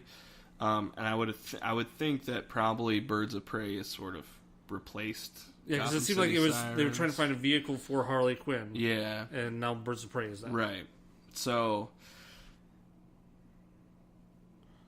yeah, that's what it seems like to me. I don't know anything. It would be a fun movie with Harley and Ivy and Catwoman. And it'd be cool to like, I don't know if they would do this, but like, if Poison Ivy and Harley Quinn started getting in a relationship romantically, because that happened, right? Yeah. Oh yeah, it's I was gonna say part of their characters. Yeah. Okay, I was pretty sure that happened, but that'd be cool to see, because like Harley's a basket case. Yeah. She's all over the place. So you could easily like buy that she's just whatever. Can go back and forth, but it'd be interesting. But yeah, I think that probably Birds of Prey sort of. But it doesn't mean it's off the table, because if Birds of Prey does super well, then Harley Quinn is a bankable commodity, and then they could easily do Gotham City Sirens as like a Birds of Prey sequel. True. And just kind of keep building it up. Another one on here, Deadshot. That's not happening. No. I guarantee that's not going to fucking happen. Sorry. Sometimes I don't know why I'm upset about it. You don't you fucking think for 1 second this is ever going to happen. Yeah, all it says is that Will Smith confirmed that he'd reprise the role from Suicide Squad. If this movie happened, I don't think it will. No. It was like Harley Quinn was the one that came out aces on that movie, among other things. But it was like that one was still like, that one's not damaged goods at all. Like, Deadshot just felt like Will Smith doing Will Smith. It wasn't like people were clamoring for a Deadshot movie, or to see more of him. So I don't think that's going to happen. Apparently there's a Nightwing script in development. That could be good. I love Nightwing. Yeah. One of my favorite characters. I love him since I'm a big Teen Titans fan, the show, and Justice League and Justice League Unlimited. Yeah. And even like when I was a kid watching Boomerang, watching Super Friends, I loved Super Friends, and the Spider-Man TV show and the X-Men TV show and Batman the Animated Series and Superman the Animated Series. That was kind of like my introduction into superheroes, were those shows, and then like got into the comics as I'm watching or whatever. Right.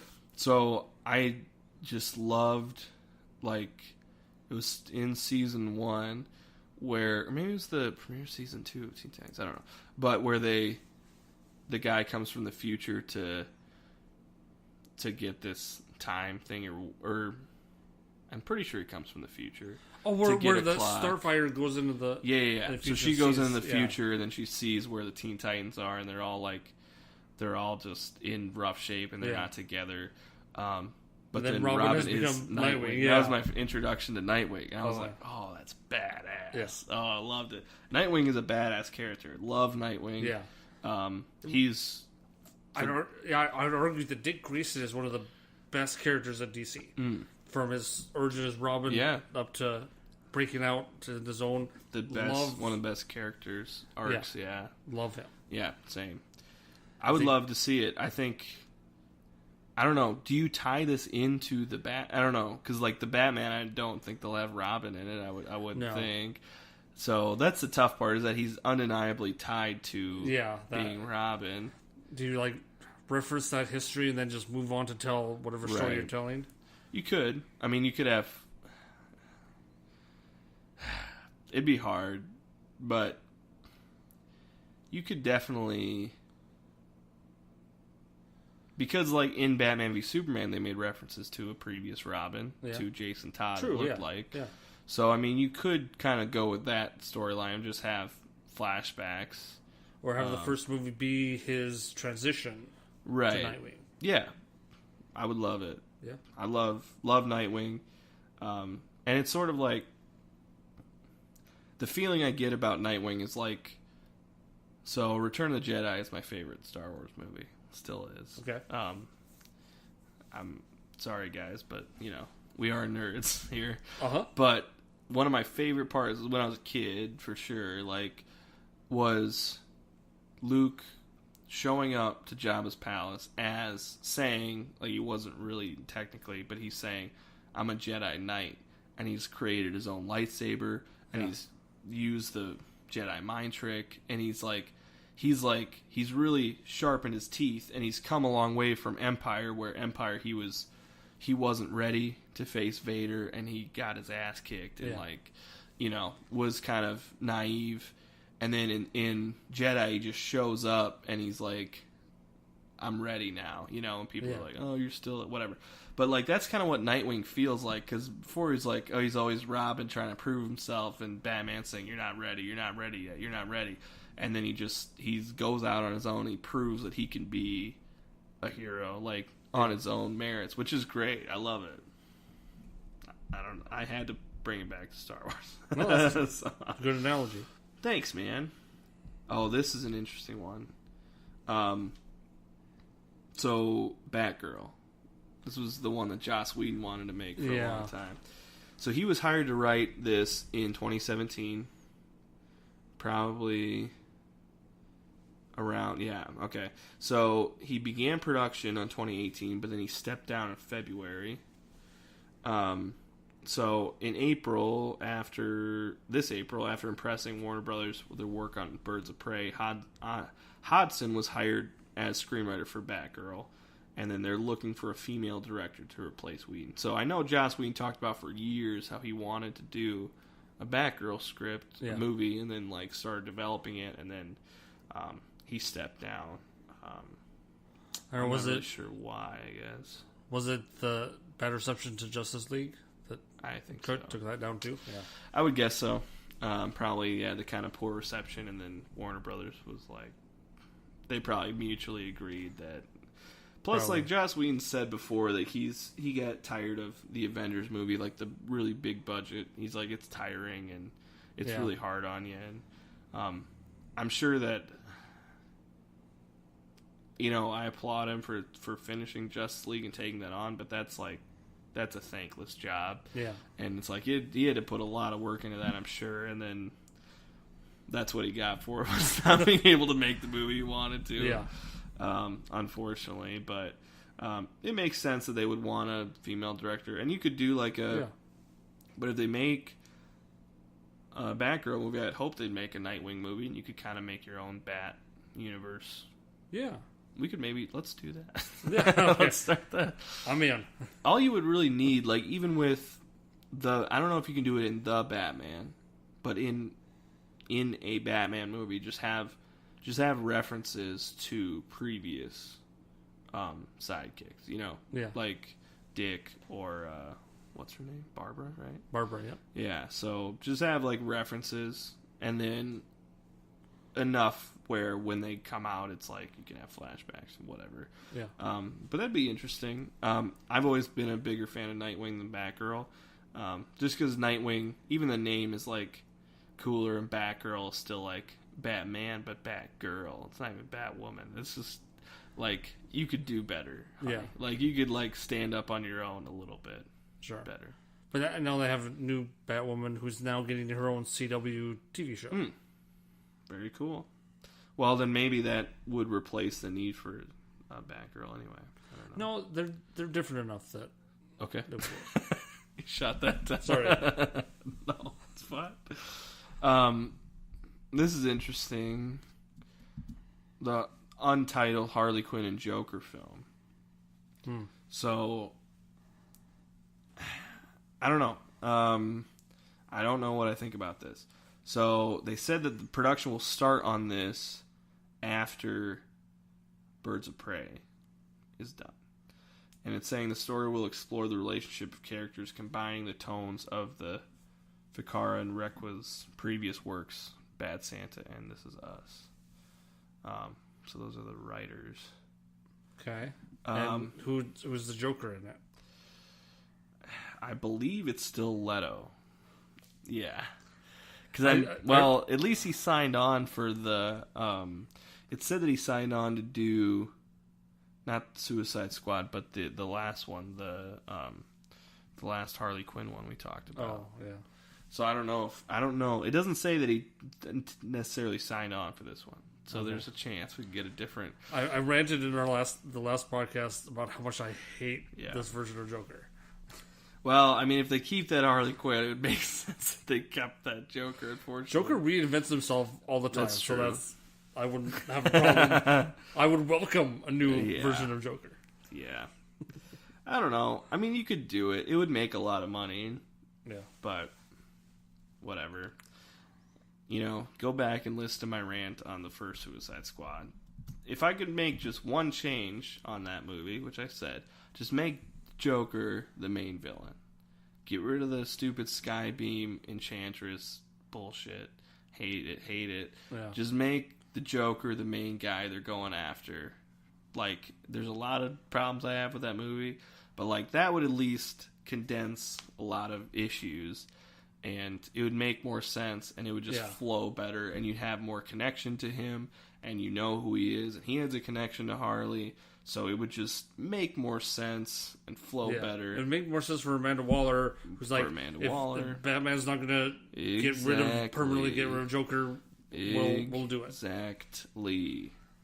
God damn it. I hated that. Alright, so then... Okay, so a Deathstroke movie, October 2017, reported a film centered around Deathstroke was in development, with Gareth Evans attached as screenwriter. So apparently there was test footage of Ben Affleck in a Batman costume for this film. Mm-hmm. But now he's out, obviously. Yeah. With Joe Manganiello. Yes. Yep. However you pronounce his last name. Manganiello? I don't know, but he was Manganiello. He dressed up as Deathstroke for the end of Justice League. So and he looked good. Okay. So I like Deathstroke as a character. Yeah. Before, Joe is just a pretty guy. He's a good-looking guy. So whatever he's in, I'm okay. Sure. But Teen Titans, again, did Deathstroke very well. And he wasn't traditionally a Teen Titans villain, not necessarily. I don't know. That's where he was introduced. Really? I thought he was a Batman villain first. No. He was introduced in the new Teen Titans run with Wolfman and Perez. All right. I stand corrected. Well, there we go. Yeah. Well, good.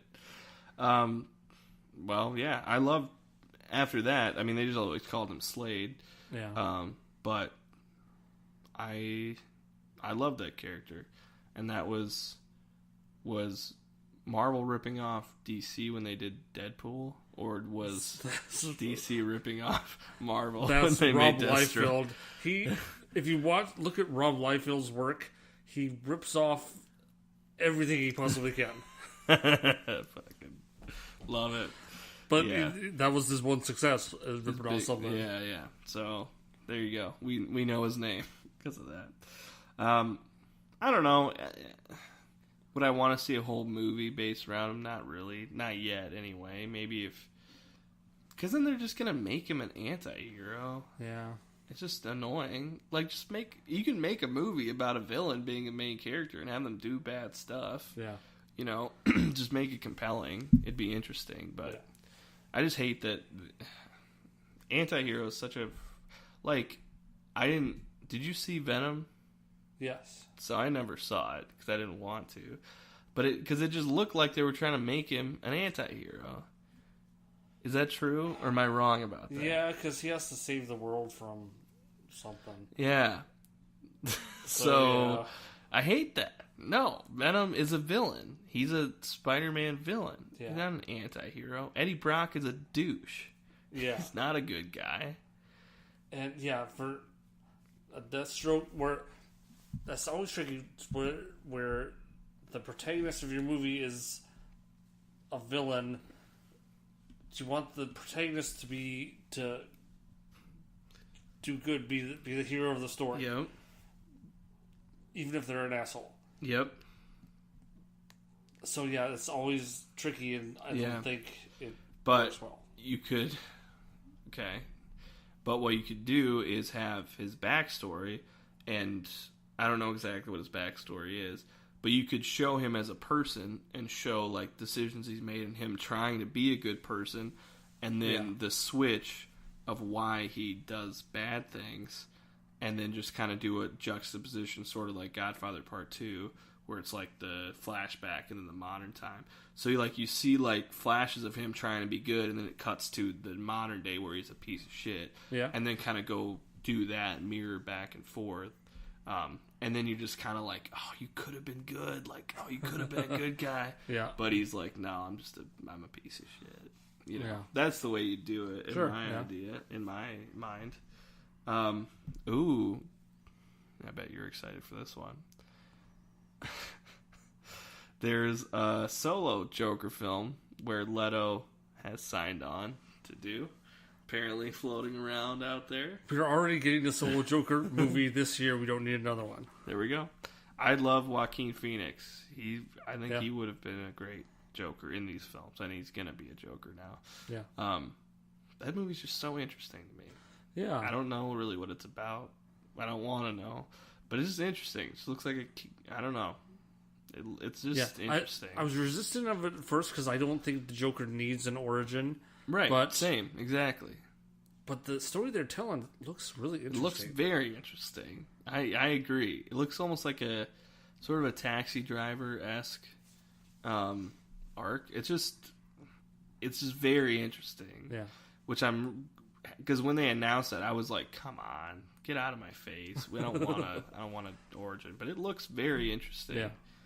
And Mark Maron's in it, which is weird. Like, I'm pretty sure Robert De Niro's in it, and in this Joker movie. Yeah. And Mark Maron's a comedian. He's a podcast. Right. But he's talked about on his podcast where he had to do like a walk and talk with Robert De Niro for it. So if nothing else, I just want to see Mark Maron in this movie. Right. Because he doesn't get a lot of roles like that. But I don't know. Jared Leto helming his own Joker movie, I'm so out on. Yeah. I would not go see it. I mean, if it was him and Harley Quinn, okay, like because of Harley Quinn, right? But that's who you're seeing it for. But not him. No, I hate it. It just wasn't good. It was just like so. It was just like Jared Leto, old legs, and I hate Jared Leto. You really hate him. So annoying. All the time. Does that mean I actually agree with old legs on something? Yeah, wow. That's a first. we should write that down. Because there's not a lot. Man, I would hate it. I would absolutely hate it. Yeah. Because I wouldn't see it, but I'd still hate it. I guess there's a Supergirl script floating out there. Hmm? It's literally just like they just want to attach a female director. Sure. I mean, I don't know. The TV show's been successful. I haven't ever watched it. The first season was great. It was stuff like that with like Flash and Supergirl, Green Arrow. The TV shows have been so great. It's hard to figure out what they're going to do differently in a movie. Yeah, that does kind of muddy the waters a little bit. Yeah, and I guess I don't know. Yeah, I don't know. It's tough. Yeah. One thing DC's always done well are their animated movies. Yeah. I love their animated movies, and they have a really good track record. Yeah. There's been very few where I was like, nah. Most of them I really like, but it's just a different medium, I guess. It's just tough. I'm not sure. Just the other day, I watched Justice League versus the Fatal Five, which took Bruce Timm's version of the Justice League and told a new story with them based on the Legion of Superhero Villains. Okay. So it clicked all my boxes. Okay. I'm gonna have to see that. Yeah. I would much rather watch that than Justice League.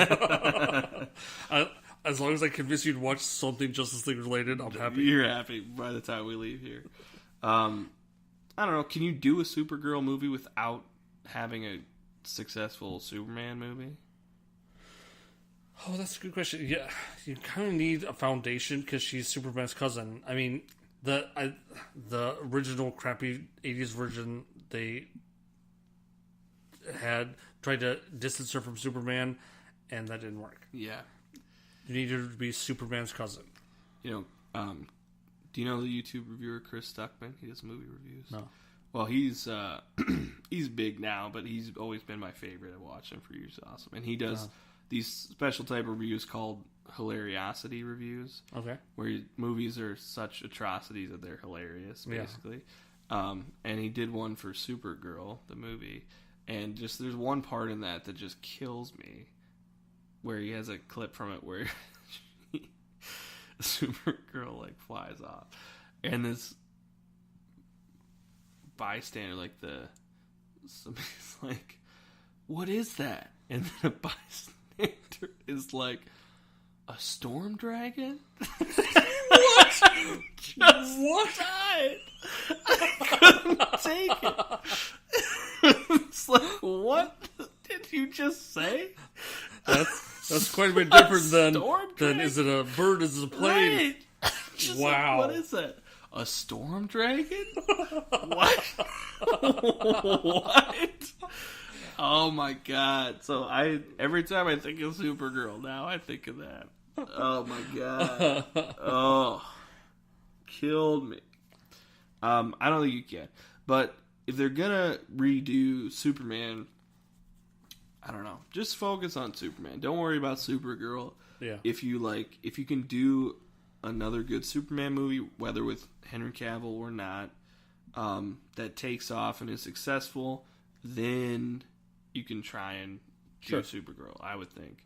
But until that happens, it's just not gonna work, I don't think. Apparently there's a Blue Beetle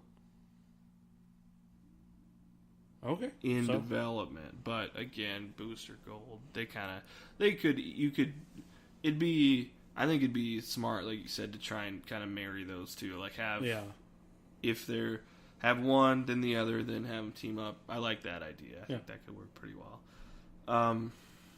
Plastic Man. Oh, that would be fun.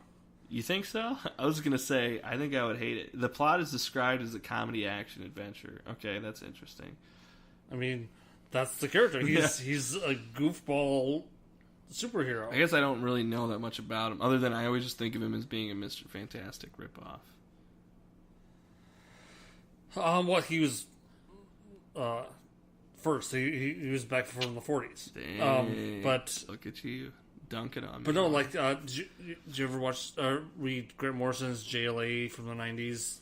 They introduced brought Plastic Man on the team, Not and consistently. No, I mean I've read some of them, but and he's just an oddball misfit, always making jokes, always molded himself into weird shapes. There's this one scene where he kind of trapped a villain. He turned himself into a big box in a room, and even with like plush couches and stuff, and the villain was in trying to figure out where they were, and you see Plastic Man on the outside saying, "Oh, you're stepping on my duodenum," or some organ. And he's just a funny character. Weird. You know what? I'd be into that. Yeah. Give me something weird. Like remember Jim Carrey's The Mask movie? Yep. But hopefully good. Yeah. Yeah. The Mask is like, it's okay, but I think it gets hurt by the sequel, The Son of the Mask. I don't think I've ever seen that. Ugh, it's bad. With Jamie Kennedy, it's bad. It's very, very bad. Yeah. Okay. I mean, could you get Jim Carrey as the Plastic Man? Would you cast him? Because I mean, he already has like a weird, goofy, plasticky face. I think he would be the best casting ever for that character. Yes. Oh, I'd love it. All right, let's make that happen. I'm in now. Not because it seems like Jim Carrey wanted to be serious for a while, but now is coming back. Kind of slowly coming back to his roots. Yeah. He's a great actor, though. Yeah. Eternal Sunshine of the Spotless Mind is one of my favorite movies of all time. Yes. Top 10 for sure. Love it. The Trench. This is interesting. Oh, this was the horror spinoff from Aquaman that they talked about. Yeah, so those scary characters, creatures. Gotcha. Yeah, I'd be in for that. I mean, sure. James Wan is like your top tier, all-star, big name, A-list horror director. He has been for a long time. So, and when they announced it, it sounded like it wouldn't really reference Aquaman much, but it would use those creatures to tell a story. Yeah, I'd be in on that. Yeah, sure. It's a great name.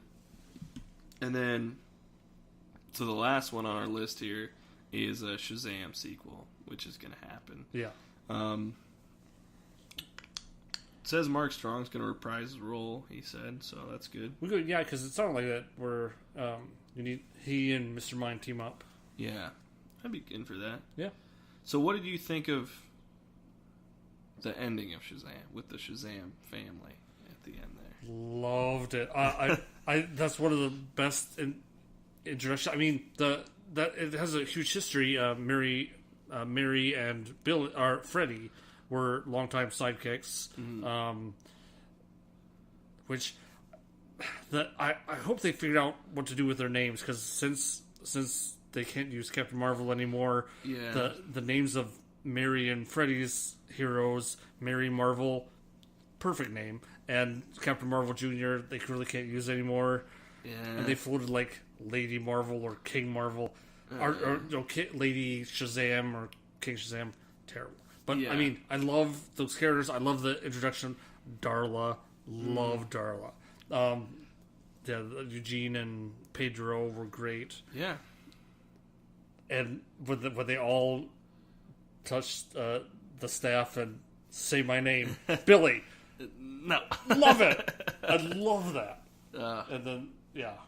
Okay. So if the explores them working together, you need a big challenge for them. Yeah, that's a pretty good unit. Yeah. Yeah. Well, I mean, I guess we'll see if the wormy guy can get Black Adam. That'd be a formidable force. Would be. Sure. He's known for creating the Monster Society of Evil. Right. So if he gets these powerful creatures to face off against them, would it be too similar to the 7 Deadly Sins that they faced? Oh, maybe. Yeah. Very like similar. CGI monsters again. I don't like that. Yeah. I mean, whatever. They'll figure it out. Yeah, sure. and I trust the director and... Yeah, they did such a great job with it. Yeah. I think they'd be good. Well, that's the end of our list here. The only one I think of is a New Gods movie with the director for A Wrinkle in Time. Oh yeah, I don't know Ava DuVernay. Yeah, I don't know if that's still happening. I don't know. New Gods is always one that's just like, it seems like it's always floating around out there that they just kind of talk about every once in a while, but I don't know if it'll ever be made. Yeah. I don't know if they can be made. I mean, Jack Kirby's characters were brilliant, but yeah, I don't know if you can. Right, it's tough. Yeah. Part of when I got into New 52 was actually from Old Legs, and he was telling me to read Swamp Thing. Yeah. And Animal Man, and I love those runs. They're great. And so Swamp Thing has a new TV show that's about to be coming out, right? Yep, this comes out this Friday. Next Friday.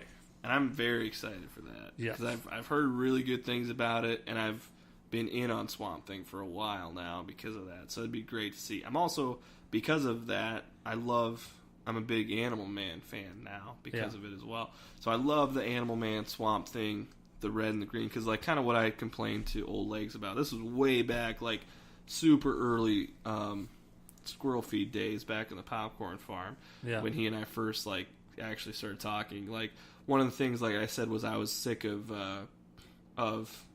just faceless armies for superheroes to fight. Like Aliens, for sure, I was sick of it. I was like, I'm just sick of like a bunch of faceless aliens that you fight, and then Ultron loses a couple years after that, but it was like just faceless robots. Yeah, it was like, I get you need an army to fight, but it was just so annoying that it just happened all the time, like a sky beam and then a faceless army. And it still happens all the time, and it's annoying. Yeah, but that was like the first time where I was like, God, this is just so annoying. I just want something different. And he was like, well, I've been reading this blah blah blah Swamp Thing, and he's like, he talked about the rot, and he's like, there's the green, the red, and the rot, the black, and so I started reading it, and I've loved it. So it's so great, and it's just so like insulated, and I love that run. Yeah, I really love it. So I don't know if that's directly what's inspiring this. I'm sure it's like a mix of all the Swamp Thing stuff, but they're great characters, and they're really. It's cool because like Swamp Thing just sounds like a really hokey, dumb character that no one cares about. Yeah. But I've never read the what's his name? Alan Moore? Yeah, Alan Moore's Swamp Thing run. I didn't realize Alan Moore did Swamp Thing until I started reading Scott Snyder's Swamp Thing. And then I looked back and was like, oh, fuck, Alan Moore did Swamp Thing? Yeah. So I'd be interested to read that because I'm sure it's weird and great. Weird and brilliant, yeah. That's interesting. Yeah. So, I think DC, this Swamp Thing show is going to be on DC's streaming service, which I've been subscribed to since the beginning, and I think they've really hit a creative high with that. They've had a Titan show, which I didn't like at first, but ended strong on the first season, and they continue the Young Justice cartoon, which is amazing. I loved Young Justice. I loved the first season. The second season, I was kind of, it's okay. Yeah. But so they continued that? They picked that up? Yeah. So they've done a season 3, at least the first part of a season 3. And then their next show was Doom Patrol, which I love. I can't talk enough good things about that show because it's just as weird as the Grant Morrison comic run. And they don't shy away from any... Normally, a superhero adaptations try to jettison everything weird, like the X-Men movies, making fun of the costumes. Right. But this embraces and expands on the weirdness. I loved it. I loved every minute of that show. So, they just finished this first season, and now Swamp Thing's starting. So I think it's some of the best DC stuff out there on that show, on the streaming service. I might get it just for Swamp Thing alone because I love that run. And if they could do an Animal Man, I would die. If they could do Swamp Thing and Animal Man teaming up to fight the Rot, like have that whole storyline, I would fucking love it. Oh, yeah. I would love it. Old Legs and I have this running joke where I told him, I was like, I really want an Animal Man movie starring Nick Cage with no CGI, just him acting like all the animals he turns into. Like, that's really a dream of mine. I would absolutely love it. That would be great. And everyone around just acts like he's actually that animal. Like he's not just... Oh, man. That's just something I want to happen. Yeah. Okay, well, we've nerded it up for a long time. And hell. Yeah. So, do DC movies still suck? Can we come to a definitive answer on that? I'd say no. I'd say no as well. And they're looking like they're continuing to not suck. It looks like they're on an upward trajectory. Like, I'm actually genuinely excited about what's coming up. And I feel like we said, they're building momentum. Yeah. And I think they're on the right track. And they figured it out. I think they figured out. Like, kind of what they want to be in their tone. Yeah. And they stopped chasing Marvel, which they were never going to catch them. Right. Just wanted to do their own thing. So that's great. But I think we should continue to do this segment as movies come out so we can just track if DC movies suck. Let's continue to see. Let's do it. Then meet up to see Joker and then Wonder Woman and whatever else comes out. Okay, it's going to happen. So you can follow me on Twitter at LukeLarson89. You can find this podcast on Facebook at L Squared Podcast or L2 Podcast, L Squared Podcast on Twitter. You can find us on SoundCloud, on YouTube. We're on Instagram. Go check that out. We do our reviews are up there. And then you can also subscribe to our Patreon. I think right now we have the $52,000 a month. And then that would be Old Legs and I reenacting Face Off naked on my couch with Nick Cage watching. Worth it. And that's going to be every month, guys. So definitely subscribe to that. And then if you have any ideas that you want for the Patreon, just let us know. So, till next time.